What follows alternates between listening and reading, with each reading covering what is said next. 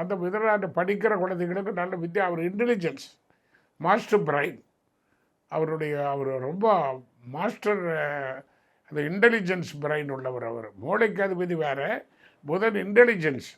அவர் நல்லா உயர்ந்த ரிசர்ச் பண்ணக்கூடிய, ஆராய்ச்சி பண்ணக்கூடிய, எதையும் கண்டுபிடிக்கக்கூடிய நவீனமான ஆற்றலுடையவர்.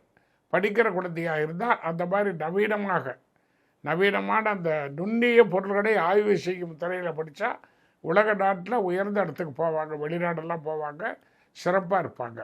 திருமணமானவர்களாக இருந்தால் மிக கவனமாக இருக்கணும். ஏன்னா உபயராசி 7ஆம் இடம், 7ஆம் இடம் குருவாக ஒரு பகை.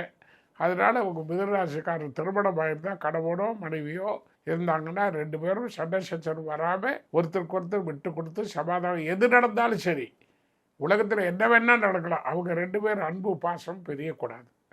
எதுவுமே சண்டை போட்டு பிரிஞ்சாங்கன்னா 2 பேருக்கும் லாபம்தான், ஆனால் ஒருத்தர் தான் அதில் பயனடைவாங்க.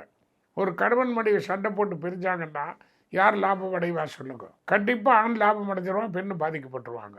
ஏன்னா காரணம், அதனால் இப்போ கணவன் மனைவிங்கிறவங்க இந்த மிதுன ராசி இரட்டை ராசி, அது ஜெமினின்னு சொல்கிறது. அதனால் எந்த பிரச்சனைகள் வந்தாலும் ஒரு சண்டை சச்சரவானா அமைதியாக சுமூகமாக இருந்தால் அவங்களுக்கு நல்லது. தாய் தகப்பன் சொல்கிறபடி திருமணம் பார்த்து செய்யணும். 1க்கு 2. நீங்கள் ராசியே பார்த்து மட்டும் கல்யாணம் பண்ண முடியாது.